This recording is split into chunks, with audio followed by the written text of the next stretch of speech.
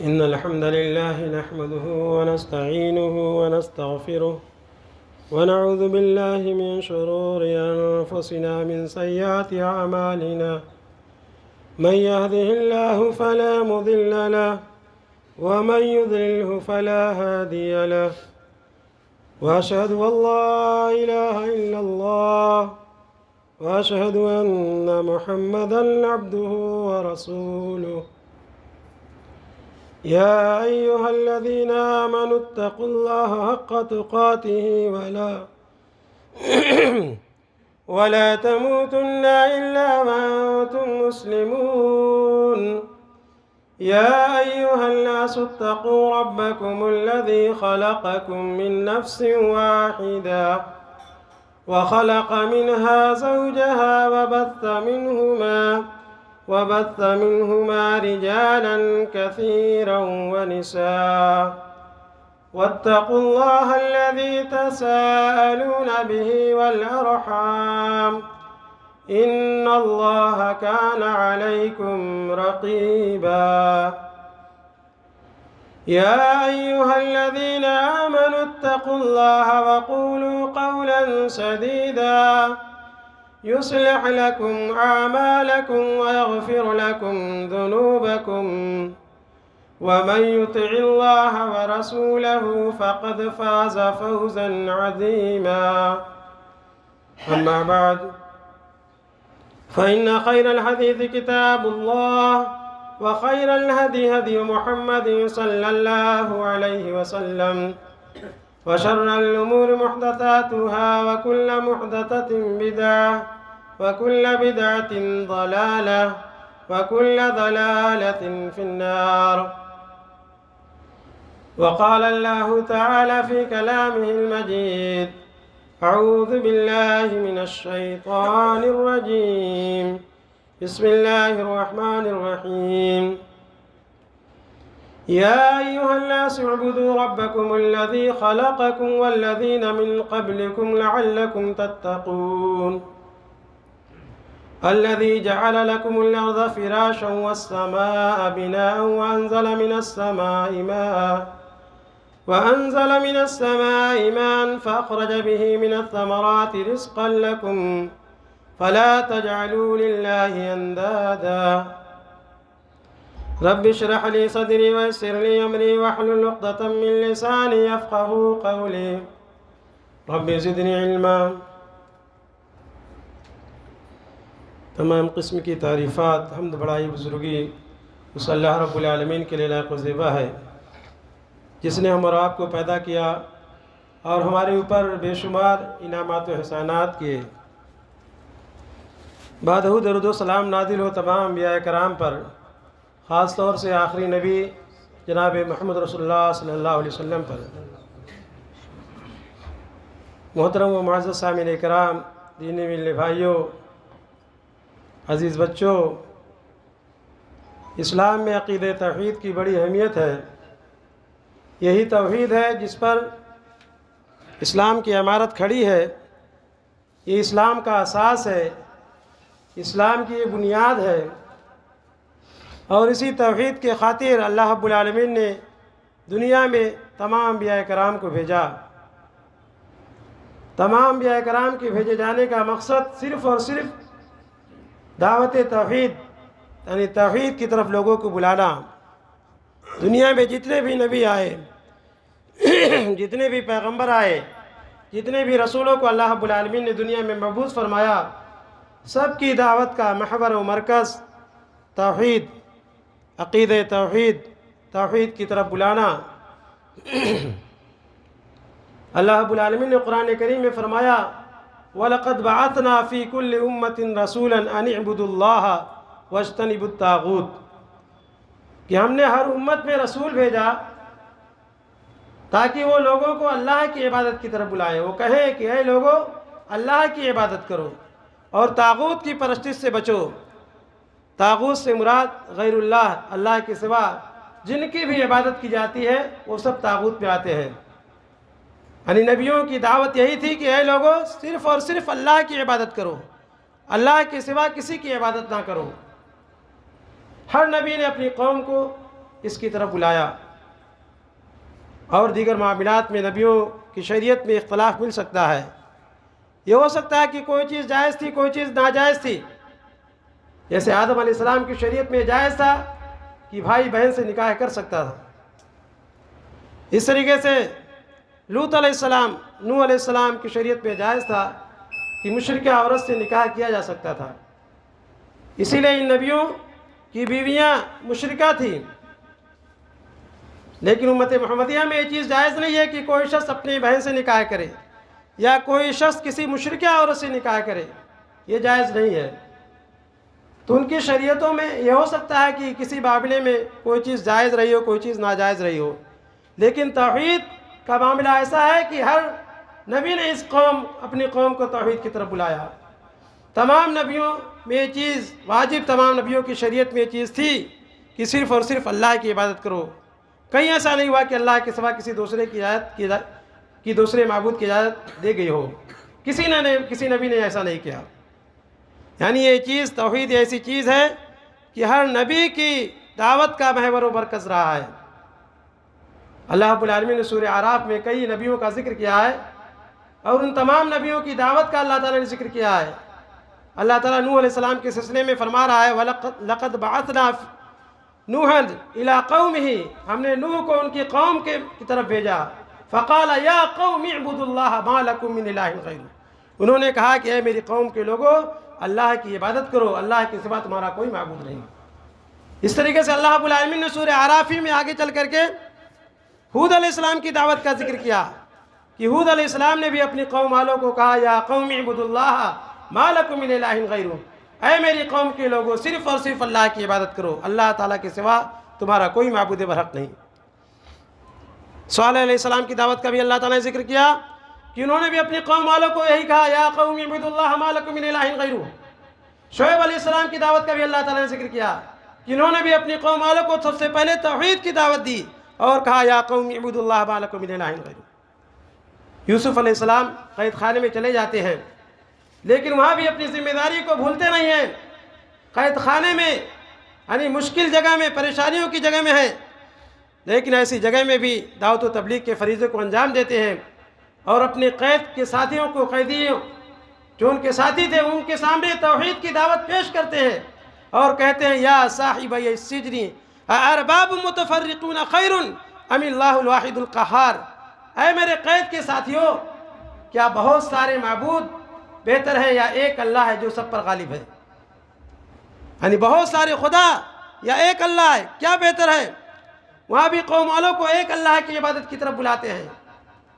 قرآن کریم کو آپ پڑھیں گے تو اللہ رب العالمین نے اس چیز کو جا بجا ذکر کیا ہے کہ سب نبیوں نے اپنی قوم والوں کو ایک اللہ کی عبادت کی طرف بلایا، کیونکہ نبیوں کی دعوت کا محور و مرکز یہی توحید تھا۔ اس طریقے سے اللہ کے نبی صلی اللہ علیہ وسلم نے بھی اپنی قوم والوں کو سب سے پہلے توحید کی طرف بلایا۔ صفا پہاڑی پہ آپ صلی اللہ علیہ وسلم چڑھ جاتے ہیں اور کہتے ہیں یا ایھا الناس، اے لوگو قولوا لا الہ الا اللہ تفلحوا، اے لوگو لا الہ الا اللہ کہو، اے لوگو اس بات کے قائل ہو جاؤ کہ اللہ کے سوا کوئی معبود برحق نہیں، تفلحوا کامیاب ہو جاؤ گے، تملک العرب والعجم، تم عرب و عجم کے مالک ہو جاؤ گے۔ سب سے پہلے اللہ کے نبی صلی اللہ علیہ وسلم نے قریش کے سامنے، اپنی قوم والوں کے سامنے توحید کی دعوت پیش کی اور کہا کہ جب تم عقیدہ توحید کے قائل ہو جاؤ گے، ایک اللہ کی عبادت کرنے والے ہو جاؤ گے، تو ایسی چیز ہے جس کے ذریعے تم عرب و عجم کے مالک ہو جاؤ گے، تم دنیا میں بھی کامیاب ہو جاؤ گے، آخرت میں بھی کامیابی تمہارے سرے، آخرت میں بھی تم سرخروغ ہو، کامیاب ہوگے۔ ہر نبی اور اپنی قوم کو توحید کی طرف بلایا۔ یہی توحید ہے جس کے لیے اللہ کے نبی صلی اللہ علیہ وسلم نے مکہ میں پریشانیاں برداشت کی، صعوبتیں برداشت کی۔ مکہ میں آپ صلی اللہ علیہ وسلم کو ستایا گیا، آپ صلی اللہ علیہ وسلم کو تکلیف دی گئی، لیکن آپ صلی اللہ علیہ وسلم برابر اپنی قوم والوں کے سامنے توحید کی دعوت پیش کرتے رہے۔ 13 سال تک اللہ کے نبی صلی اللہ علیہ وسلم نے صرف اور صرف توحید کی دعوت پیش کی۔ اس سے یہ پتہ چلتا ہے کہ سب سے زیادہ توحید پر محنت کرنی چاہیے، سب سے زیادہ عقیدے کی اصلاح پر زور دینا چاہیے، سب سے زیادہ توحید کو موضوع بنانا چاہیے۔ کیونکہ توحید میں اگر ہم خالص ہو جائیں گے تو ایسی صورت میں اگر کمیاں بھی پائی جائیں گی تو اللہ تعالیٰ اس کو معاف کر دے گا، لیکن توحید ہمارا خراب ہو جائے گا تو ساری نیکیاں غارت ہو جائیں گی۔ اسی لیے سب سے زیادہ توحید پر زور دینا چاہیے۔ اللہ کے نبی صلی اللہ علیہ وسلم نے 13 سال تک صرف اور صرف اپنی قوم والوں کے سامنے توحید کی دعوت پیش کی۔ مدینہ میں جب ہجرت کر کے گئے تو وہاں پہ احکام کی آیتیں نازل ہوتی ہیں، وہاں پہ جماعت کے ساتھ نماز فرض ہوتی ہے، وہاں پہ نماز روزے کے مسائل ہوتے ہیں، حج واجب ہوتا ہے۔ یہ تمام عبادتیں ہیں جو مدینہ میں جا کر کے نازل ہوئی۔ 13 سال تک صرف اور صرف اللہ کے نبی صلی اللہ علیہ وسلم نے اپنی قوم والوں کو توحید کی طرف بلایا۔ اسی توحید کی خاطر اللہ کے نبی صلی اللہ علیہ وسلم نے مختلف تکالیفوں کو برداشت کیا۔ نماز کی حالت میں آپ صلی اللہ علیہ وسلم کے اوپر اونٹ کی اوجھڑی لا کر کے ڈالی گئی، نماز کی حالت میں چادر کا فندہ بنا کر کے آپ صلی اللہ علیہ وسلم کو گھسیٹا گیا، آپ صلی اللہ علیہ وسلم کو کیسی اذیتیں دی گئی۔ طائف کی گلیوں میں آپ صلی اللہ علیہ وسلم کو پتھر سے مار مار کر کے لہو لہان کیا گیا۔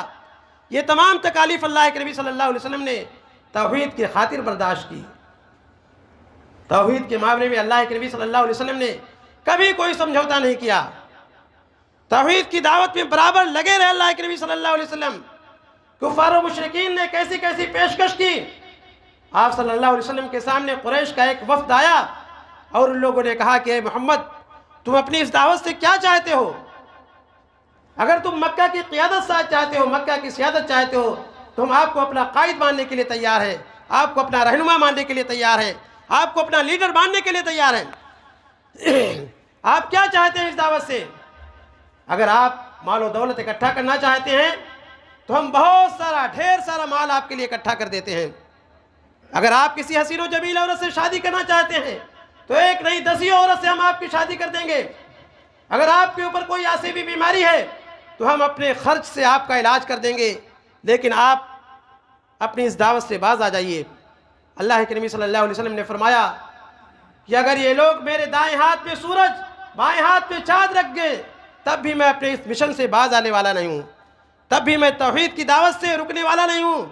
میں لوگوں کے سامنے ایک اللہ کی عبادت کی طرف بلاتا رہوں گا، اگرچہ اس کے لیے مجھے اپنی جان کی گناہ قربان کرنی پڑے۔ اللہ کے نبی صلی اللہ علیہ وسلم نے توحید کے معاملے میں کبھی سمجھوتا نہیں کیا، برابر 13 سال تک اپنی قوم والوں کو توحید کی دعوت دیتے رہے۔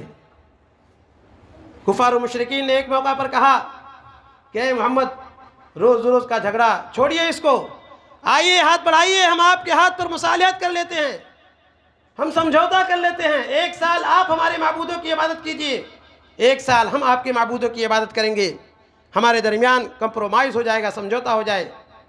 فوراً اللہ رب العالمین نے قرآن کریم کی اس سورہ کو نازل کیا، سورہ کافرون کو، اور کہا قل یا ایھا الکافرون، اے نبی آپ کہہ دیجئے کہ اے کافرو، لا اعبد ما تعبدون، میں اس کی عبادت نہیں کر سکتا ہوں جس کی تم لوگ عبادت کرتے ہو، ولا انتم عابدون ما اعبد، اور نہ تم لوگ اس کی عبادت کرو گے جس کی میں عبادت کرتا ہوں، ولا انا عابد ما عبدتم، اور نہ میں اس چیز کی عبادت کرنے والا ہوں جس کی تم لوگ عبادت کرتے ہو، اور نہ تم لوگ اس کی عبادت کرو گے جس کی میں عبادت کرتا ہوں۔ لکم دینکم ولی دین، تمہارے لیے تمہارا دن، ہمارے لیے ہمارا دن۔ اللہ کے نبی صلی اللہ علیہ وسلم نے توحید کے معاملے میں سمجھوتا نہیں کیا۔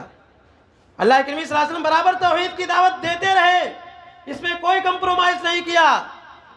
آج بہت سارے مسلمان ہمارے اس ملک میں رہتے ہیں جو اتنے زیادہ روادار بن گئے ہیں، اتنے زیادہ سیکولر بنتے ہیں کہ توحید کے معاملے میں سمجھوتا کر لیتے ہیں، سوچتے ہیں کہ تم ہمارے تہوار میں شریک ہو، ہم تمہارے تہوار میں شریک ہیں، تم ہمارے تہوار کی مبارکباد دو، ہم تمہارے تہوار کی مبارکباد دیں گے۔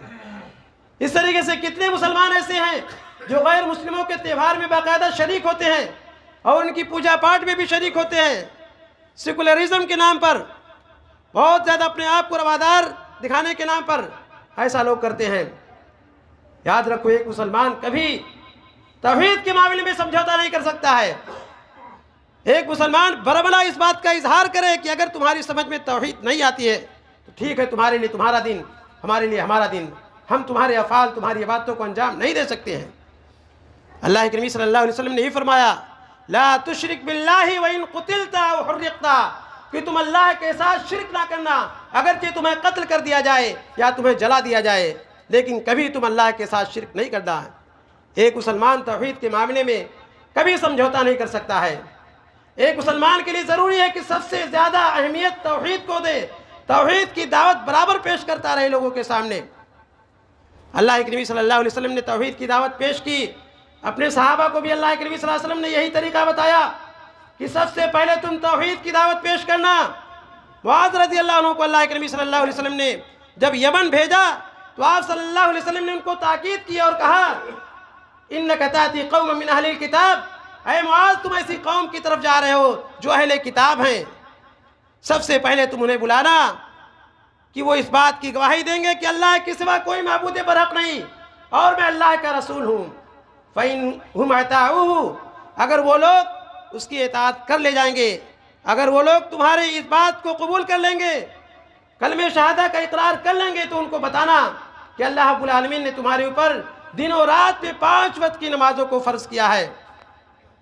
اگر وہ نماز بھی پڑھنے لگیں گے تو بتانا کہ اللہ رب العالمین نے تمہارے اوپر زکوٰۃ کو فرض کیا ہے، تُؤْخَذُ مِنْ أَغْنِيَائِهِمْ وَتُرَدُّ عَلَىٰ فُقَرَائِهِمْ، وہ زکوٰۃ جو تم میں سے مالداروں سے وصول کی جاتی ہے اور تمہارے فقیروں کے درمیان تقسیم کر دی جاتی ہے۔ اور ان کے مال کو زکوٰۃ لیتے وقت اچھے اچھے مال کو لینے سے بچنا، ایسا نہیں کرنا کہ جب زکوٰۃ وصول کرنے جانا تو ان کے صرف اچھے اچھے مال کو سمیٹ لینا۔ اللہ کے نبی صلی اللہ علیہ وسلم نے ان کو بھی تاکید کی اتقی دعوت المظلوم، مظلوم کی بد دعا سے بچنا۔ فَإِنَّهُ لَيْسَ بَيْنَهَا وَبَيْنَ اللَّهِ حجاب، اس لیے کہ اس کے اور اللہ کے درمیان کوئی حجاب نہیں ہوتا ہے۔ مظلوم اگر اس کی آہ ڈائریکٹ اللہ تعالیٰ کے عرش سے جا کر کے ٹکراتی ہے، اگر کوئی شخص کسی کے اوپر ظلم کرتا ہے اور وہ مظلوم بد دعا کر دیتا ہے تو اللہ تعالیٰ اس کی بد دعا کو ضرور قبول کرتا ہے۔ اسی لیے اللہ کے نبی صلی اللہ علیہ وسلم نے معاذ رضی اللہ عنہ کو حکم دیا کہ تم مظلوم کی بد دعا سے بچنا۔ اللہ کے نبی صلی اللہ علیہ وسلم نے خود بھی اپنے قوم والوں کو توحید کی طرف بلایا، اپنے صحابہ کو بھی یہ اصول دیا، یہ درس دیا کہ سب سے پہلے کسی کے سامنے توحید کی دعوت کو پیش کرنا۔ عقید توحید کی یہ اہمیت ہے، عقید توحید کی یہ فضیلت ہے کہ نبی صلی اللہ علیہ وسلم نے اسی منہج کو اپنایا۔ آج بہت ساری تنظیمیں ہیں، بہت سارے لوگ ہیں کہ عقید توحید کو کوئی اہمیت نہیں دیتے ہیں۔ عقید توحید کی اگر ان کے نزدیک اہمیت بھی ہے تو ثانوی درجے پر، سب سے اہم، جبکہ اسلام میں بتایا گیا ہے کہ عقید توحید ہے، سب سے پہلے ہمیں اس کو مقدم کرنا چاہیے، سب سے پہلے عقیدے کی اصلاح پہ زور دینا چاہیے۔ لیکن لوگ دوسری عبادت اور نماز کی طرف، دوسری چیزوں کی طرف دعوت دیتے ہیں، توحید کی طرف نہیں بلاتے ہیں، عقیدے کی اصلاح کی طرف کوئی دھیان نہیں دیتے ہیں۔ ذرا غور کیجئے، اللہ کے نبی صلی اللہ علیہ وسلم نے سب سے پہلے توحید کی دعوت دی، صحابہ کرام کو سب سے پہلے توحید کی دعوت پیش کرنے کا حکم دیا۔ اور اگر آپ اس منہج سے اختلاف کریں گے، اس طریقے کو چھوڑ کر کے آپ عبادتوں کی طرف ترغیب دلائیں گے، ٹھیک ہے نماز کی اپنی جگہ پہ اہمیت ہے، نماز کی اہمیت سے کسی کو انکار نہیں ہے، لیکن ایک بندے کا جب عقیدہ صحیح نہیں ہوگا، ایک بندہ جب شرک میں ملوث رہے گا تو اس کی عبادتیں کس کام کی رہیں گی؟ اس کی عبادتیں جو کرے گا بھی وہ اللہ کے ہاں رائے گا برباد ہو جائیں گی۔ ایک شخص ہے جو اللہ تعالیٰ کے ساتھ چھوڑ کر کے دوسرے کے یعنی جگہ پہ جا کر کے، غیر اللہ پہ جا کر کے اپنے سر کو جھکاتا ہے، وہاں پہ جا کر کے سجدہ کرتا ہے، غیر اللہ کی نظر و نیاز کرتا ہے اور وہ آ کر کے نماز بھی پڑھتا ہے، تو اس کی عبادت تو حقارت ہو جائے گی۔ ایسے لوگ جو شرک میں ملوث ہیں، چاہے جتنی عبادتیں کر لیں، چاہے جتنی نماز پڑھ لیں، چاہے جتنے حج کر لیں، پیدل ہی نہیں، اگر گھٹنوں کے بل بھی ایسے لوگ حج پہ جائیں تو اللہ تعالیٰ ان کی عبادت کو قبول نہیں فرمائے گا۔ اس لیے کہ اللہ تعالیٰ نے قرآن کریم میں ایک جگہ کئی نبیوں کا، تقریباً 18 نبیوں کا ذکر کیا، اور اللہ رب العالمین نے فرمایا وَلَوْ أَشْرَكُوا لَحَبِطَ عَنْهُمْ مَا كَانُوا يَعْمَلُونَ، اگر یہ لوگ شرک کرتے تو ان کے اعمال ضائع برباد ہو جاتے، اگر یہ نبی بھی شرک کرتے تو ان کے بھی اعمال برباد ہو جاتی، ان کی بھی نیکیاں حقارت ہو جاتی۔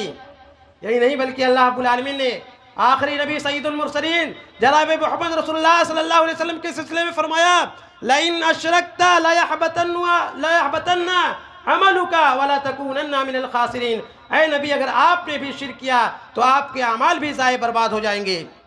اللہ رب العالمین نے نبی صلی اللہ علیہ وسلم کے سلسلے میں فرمایا، نبی شرک تھوڑی کر سکتے ہیں، نبی سے یہ امید ہی نہیں کی جا سکتی ہے، لیکن محض شرک کی سنگینیت کو بتلانے کے لیے کہ شرک کتنا بھیانک گناہ ہے، اس کو بتلانے کے لیے اللہ رب العالمین نے فرمایا کہ اگر آپ نے بھی شرک کیا تو آپ کے اعمال بھی ضائع برباد ہو جائیں گے۔ یعنی شرک کتنا سنگین جرم ہے کہ اس کے رہتے ہوئے اللہ تعالیٰ کوئی نیکی کو قبول نہیں فرماتا ہے۔ بندہ کتنی بھی نیکی کر لے، لیکن اگر شرک میں ملوث ہے تو اس کی تمام باتیں، نیکیاں حقارت ہو جائیں گی۔ اس لیے سب سے پہلے عقیدے کی اصلاح کی طرف زور دینا چاہیے، سب سے پہلے توحید کی دعوت دینا چاہیے۔ اگر توحید میں بندہ مضبوط ہو جائے اس کے بعد دیگر عبادتیں فرض ہوتی ہیں۔ نبی صلی اللہ علیہ وسلم نے اسی لیے توحید کو اہمیت دی ہے، اس لیے کہ توحید کی ضد جو ہے شرک ہے، اور شرک ایسا گناہ ہے کہ اللہ تعالیٰ نے فرمایا ان اللہ لا یغفر ان یشرک بہ ویغفر ما دون ذلک لمن یشاء۔ اللہ تعالیٰ شرک کو معاف نہیں کرتا ہے، اس کے علاوہ جس بھی گناہ کو چاہے گا معاف کر دے گا۔ اگر بندہ شرک کی حالت میں مر جاتا ہے تو ایسی صورت میں اس کا ٹھکانہ جہنم ہے۔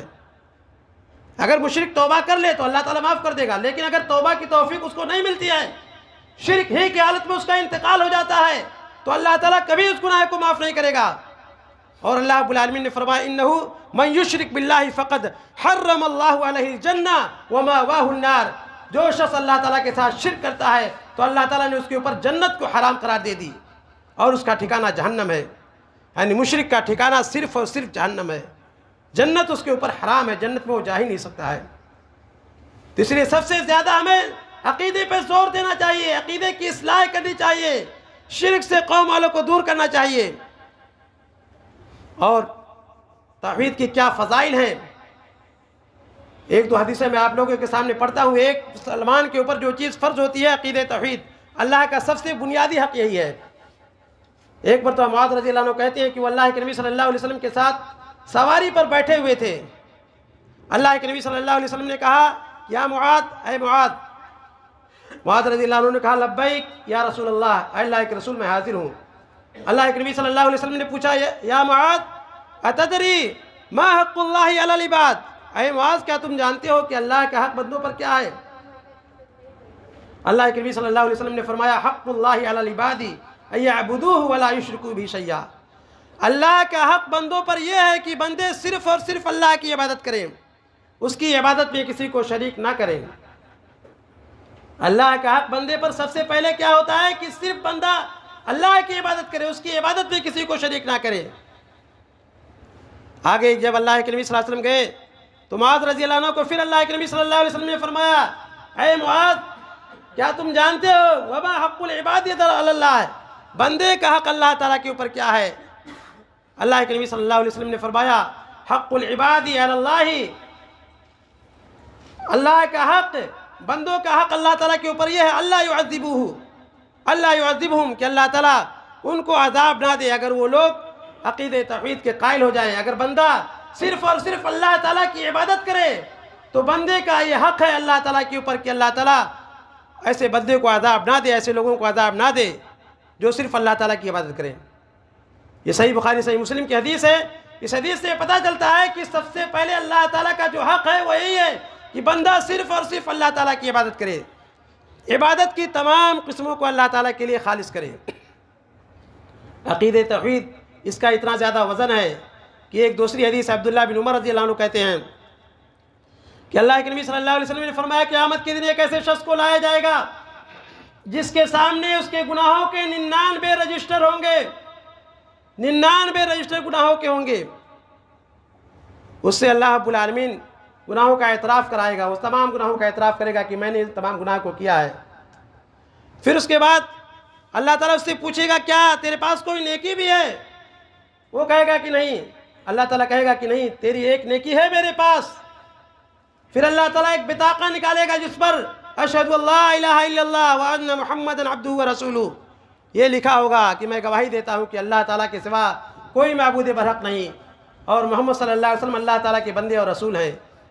وہ شخص کہے گا کہ اے اللہ اس بطاقے کی کیا اہمیت ہے، ان 99 رجسٹروں کے سامنے اس کارڈ کی کیا اہمیت ہے؟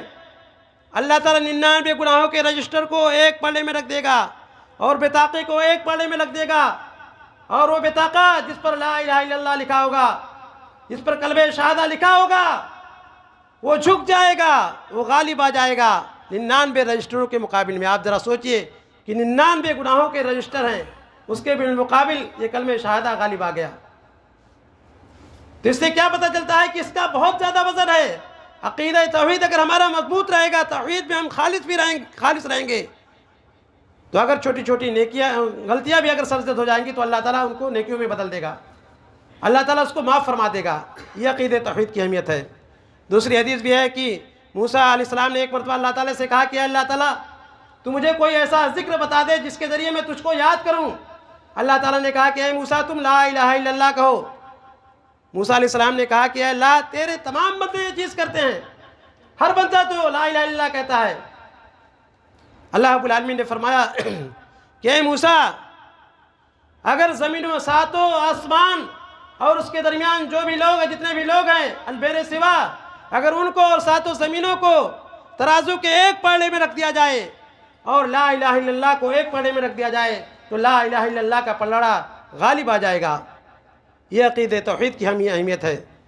ان حدیثوں سے پتہ چلتا ہے کہ عقیدہ توحید کی بڑی اہمیت ہے، اس کا قیامت کے دن بڑا وزن ہوگا۔ اس لیے سب سے زیادہ ہمارے لیے ضروری ہے کہ ہم عقیدے کی اصلاح پر دھیان دیں، توحید میں خالص ہو جائیں، شرک سے بچیں، خود بھی اور دوسرے لوگوں کو بھی شرک سے بچائیں، دوسرے لوگوں کے سامنے بھی توحید کی دعوت پیش کریں۔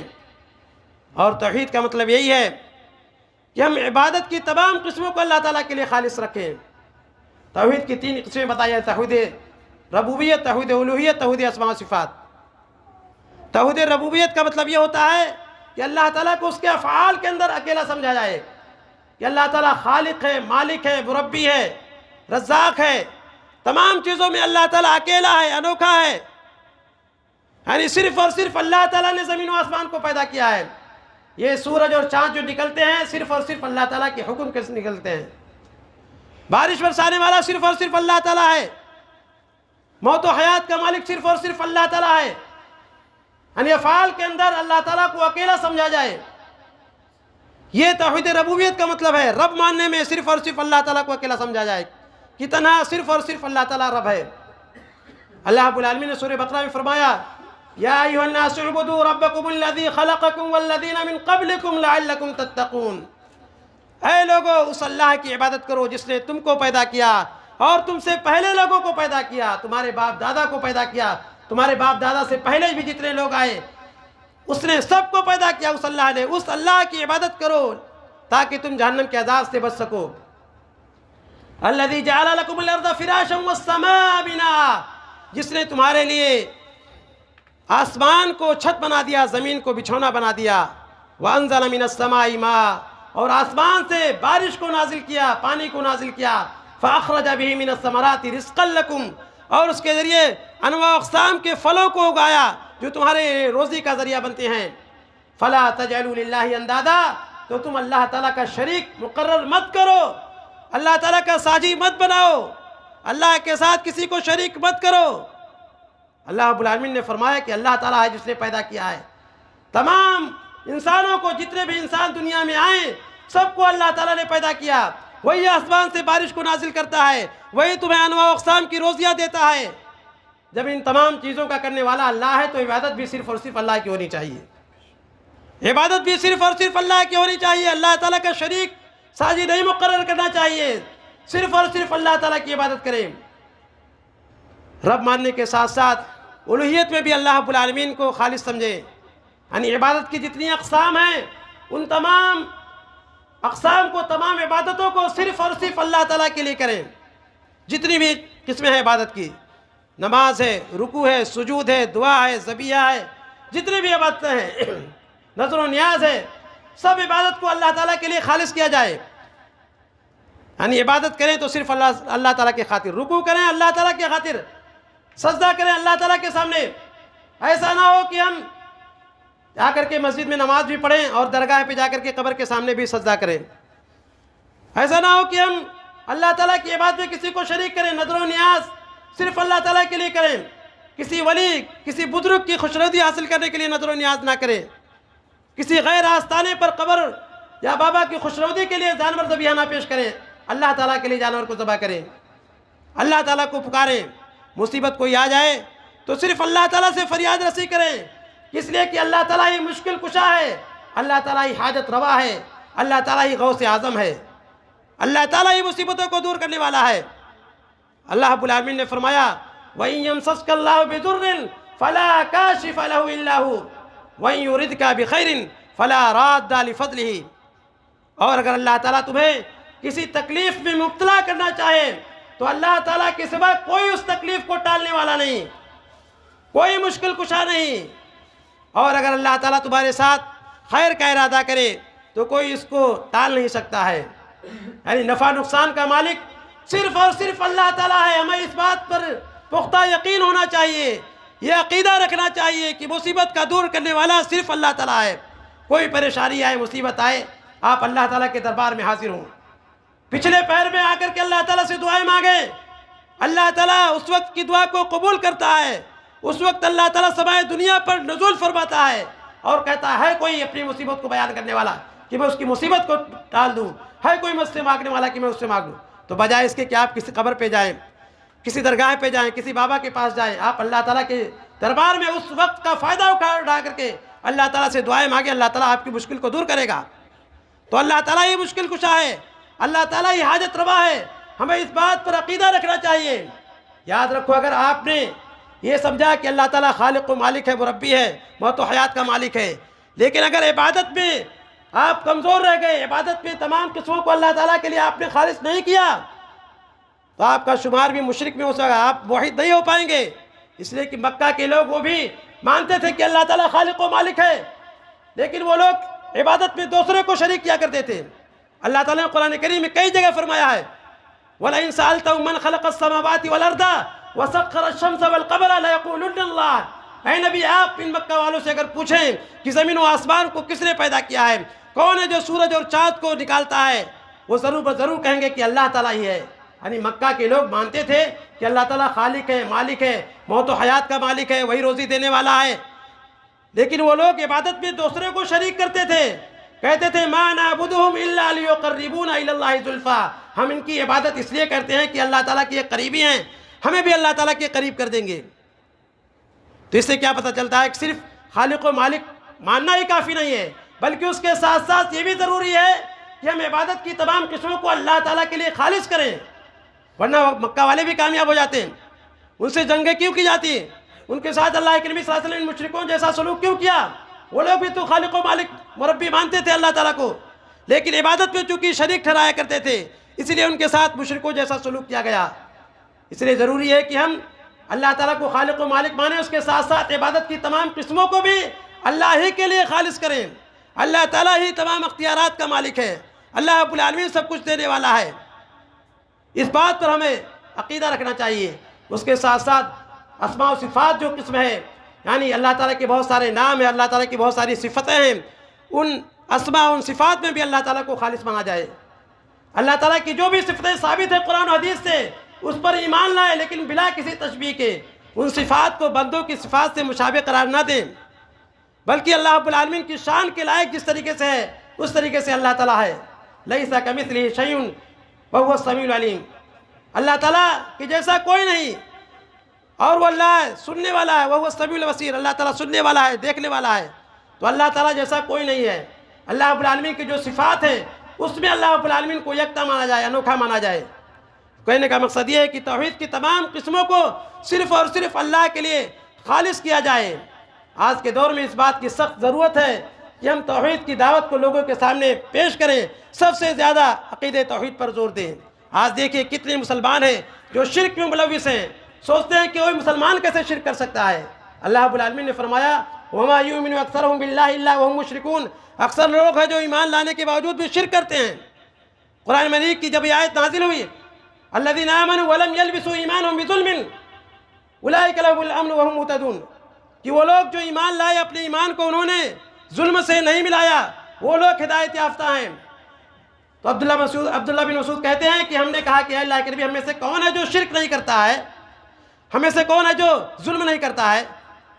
تو صحابہ کرام نے ظلم جو ہے اس میں اس کا ظاہری معنی سمجھا کہ اس سے مراد ظلم ہے۔ تو اللہ کے نبی صلی اللہ علیہ وسلم نے فرمایا کہ اس میں ظلم سے مراد شرک ہے۔